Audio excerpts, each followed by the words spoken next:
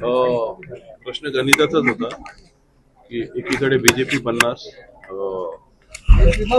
शिंदेची शिवसेना 53 होती आणि कुठेतरी इतके दिवस जो खेळ चालू होता केडीएमसी आकडे मोड पळवापळी, तो कुठेतरी ह्या परिस्थिती आम्हाला थांबताना दिसत नव्हतं. भविष्यात ज्या काही निवडणुका असतात, समित्यांच्या असतात, कमिट्यांच्या असतात, अशा वेळेस पण काही गोंधळ होण्याची शक्यता आम्हाला दिसत होती.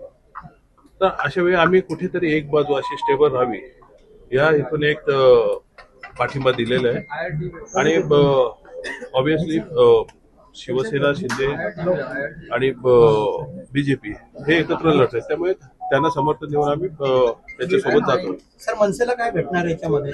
भेटायचं काय, ते सत्तेत असल्यावर कामं झाली, बस झाली. आम्हाला बाकी भेटण्यासाठी वगैरे होण्यासाठीच आम्ही अजून कोणते पक्ष आहेत? उद्धव ठाकरे पक्षाला तुम्ही काही सांगितलेलं आहे का? तुम्ही एका युतीमध्ये लढले होते.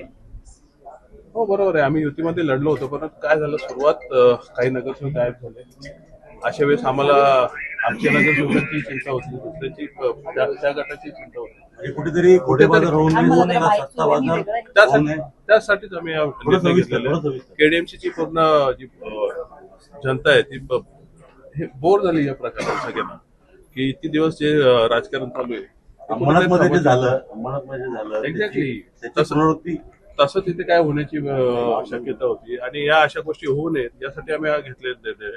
हा कुठल्याही स्वतःच्या स्वार्थासाठी घेतलेला निर्णय नाही. आम्ही ठामपणे सामोरं आलेलो आहे. माननीय राजसाहेबांनी आम्हाला जेव्हा आमचे आकडे समोर आले आणि आम्ही त्यांना गणित सांगितलं, त्यांनी आम्हाला सांगितलं स्थानिक पातळीवर जो तुझ्या नगरसेवकांचा विषय असेल त्याच्यावर निर्णय घ्या आणि त्या अनुषंगाने आम्ही घेतला. भाजपला बाजूला ठेवले अशी एक चर्चा राज्यभरामध्ये सुरू झाली. केडीएमसी मध्ये भाजपला बाजूला ठेवून कुठेतरी इतर नेते, मला वाटतं भाजपा, शिंदे आणि एकत्रच आहेत ना, त्यामुळे त्यांना बाजूला ठेवायचा प्रश्न नाही.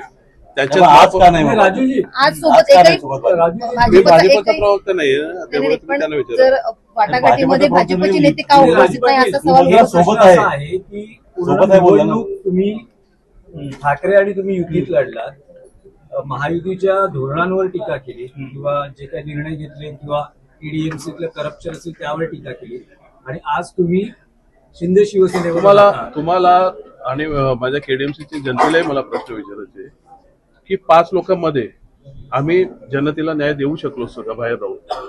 त्यामुळे सत्तेत राहून आम्ही आमचा अंकुश ठेवणारच ना. भले काय आम्ही काय त्यांचं सरकार वगैरे किंवा ते पाडू शकत नाही, परंतु आमचे जे मुद्दे आहेत ते आम्ही घेऊन एक कॉमन मिनिमम प्रोग्राम घेऊनच जाणार आहोत आम्ही.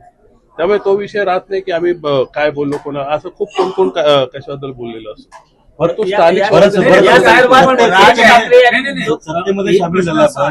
तुमची काही नाराजी होती का जेव्हा निवडणूक भाजपने काही लढल्या तिथेही शिवसेना उभाटाने एबी फॉर्म दिले, तर अशी काही तुमची नाराजी होती? काही गोष्टी तिथे घडल्या होत्या, काही सीट माझ्या पडल्या पण होत्या, परंतु ती नाराजी व्यक्त करण्याची वेळ नाहीये. माननीय राजसाहेबांनाही माहिती आहे, उद्धवजींनाही माहिती, परंतु तो स्थानिक नेतृत्वाचा त्यांचा विषय होता.